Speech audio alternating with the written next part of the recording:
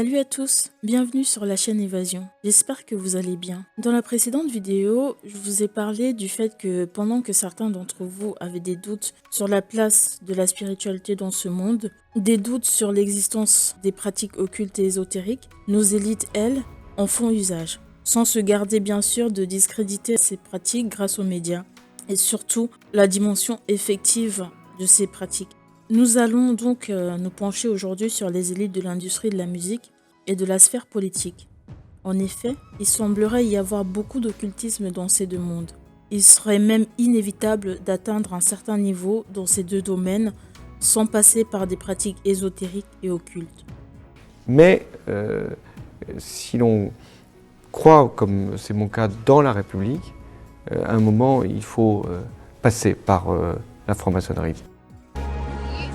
If your ultimate goal is to be famous, then you're gonna do a lot to get there, like sign your name in blood in a contract with the devil.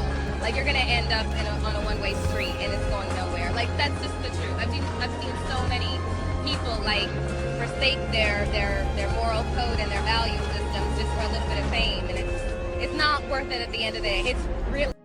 Faisons quelque chose ensemble. Laissons à ces élites le bénéfice du doute. Et dans ce cas, posons-nous la question, pourquoi certaines d'entre elles disent-elles ceci? I sold my soul to the devil.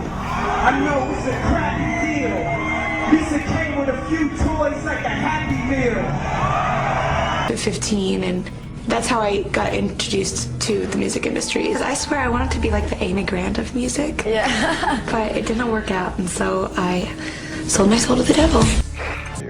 Well, it goes back to the destiny thing. I made a bargain with it, a long time ago, and I'm holding up my end. What was your bargain? To get where I am now. Should I ask who you made the bargain with? with the chief commander. On this earth? And on this earth, and then in a world we can't see. De même, pourquoi font-elles toutes ceci?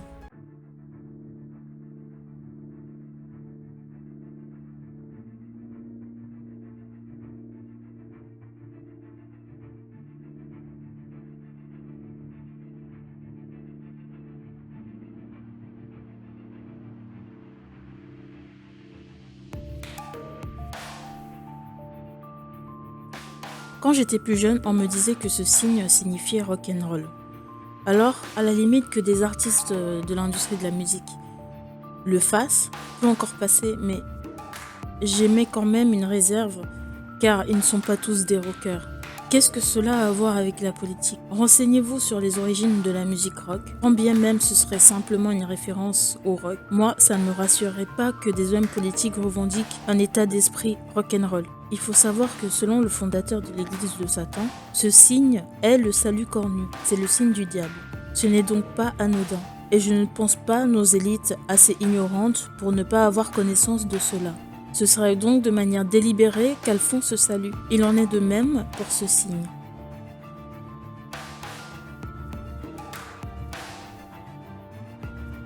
Ce n'est pas pour dire tout va bien ou tout est parfait comme en plongée. Ce signe signifie en occultisme la marque de la bête. C'est le 666. Associé en plus à l'œil, c'est pour symboliser l'œil qui voit tout. Et celui-ci,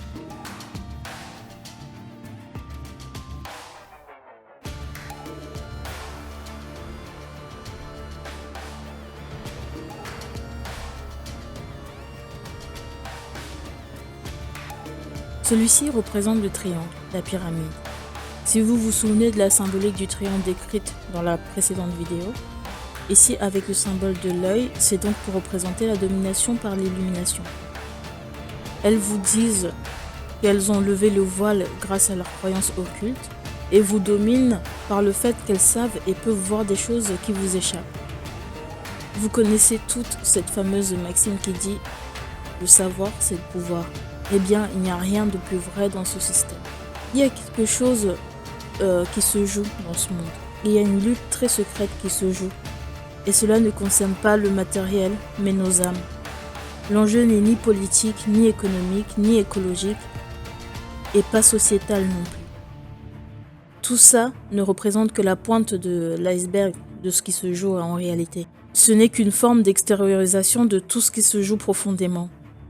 Ce n'est pas pour rien que les élites politiques mêlent la spiritualité à leur statut. Regardez un peu ceci. I would like to thank the National Press Club and especially President Angela Grilling-Keane for not only inviting me to this prestigious venue, but essentially presenting the outline of what I want to talk to you about now. So it's as if we had prepared that together, which we have not.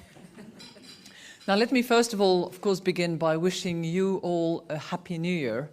I guess it's still time to do that, given that we are just exactly halfway through between our Western New Year and the Lunar New Year, which will loom in a few weeks' time. I think it's also appropriate to wish ourselves a Happy New Year, given what I would like to talk to you about, which has to do with the global economy and what we should expect for 2014.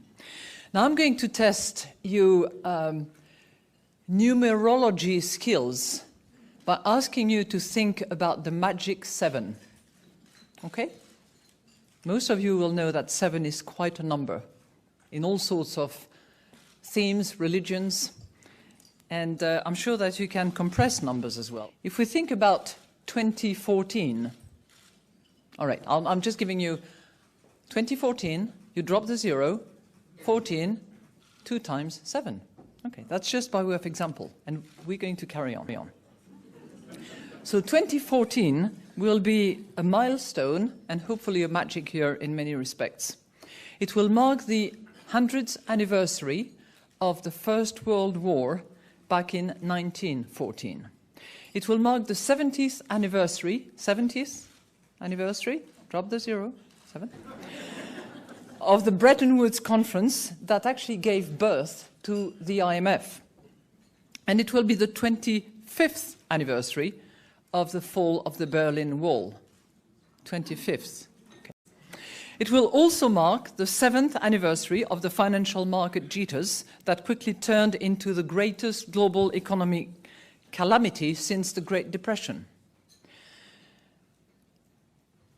The crisis still lingers. Yet, optimism is in the air.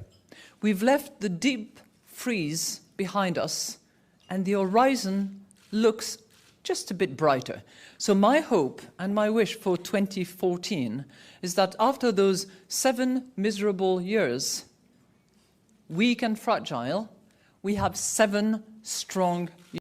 Now, I don't know whether the G7 will have anything to do with it, or whether it will be the G20. I certainly hope that the IMF will have something to do with it. Est-ce que vous êtes en mission? Oui. C'est comme ça que je le vis. Je ne suis pas en train de faire une carrière. J'ai d'ailleurs jamais cherché vraiment à faire une carrière dans ma vie. J'ai poursuivi des objectifs, j'ai cherché à comprendre, à apprendre, à réussir des choses, à mener des combats. Je crois jamais avoir eu le sentiment que je faisais une carrière. Et depuis que je suis rentré dans le champ politique, je vis ça comme une mission. Il y a une dimension de spiritualité. Il y en a une. Et en tout cas, la conviction qu'il existe une transcendance, oui. Quelque chose qui dépasse, qui vous dépasse, qui vous a précédé et qui restera. Il est plus que temps de se réveiller, les amis. Car comme dit une artiste marginale que j'affectionne beaucoup, croire en rien, c'est croire en eux. Plus il y aura de monde lucide, moins ils auront de pouvoir, et ils le savent. Et ce n'est pas parce qu'ils craignent des manifestations ou des rébellions, au contraire. Ils s'en servent, car cela génère une énergie considérable qu'ils peuvent manipuler pour eux ensuite. En effet, les émotions générées par une foule en colère, qui a peur, qui adule, comme dans les concerts, les meetings politiques par exemple, leur est bénéfique. D'où la manipulation médiatique pour insigner la peur dans les esprits, la colère, la tristesse, etc. Regardez comment sont faits les JT par exemple.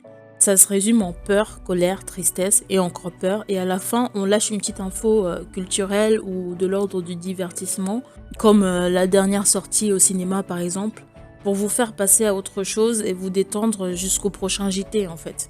Là encore, c'est un autre sujet, vaste sujet que j'aborderai sur la chaîne. En tout cas, je ne vous demande pas de me croire forcément. Vous êtes libre de vous faire votre propre opinion. Mais je me sens le devoir de vous partager ce que je sais. Sachez en tout cas que nos élites, elles, y croient.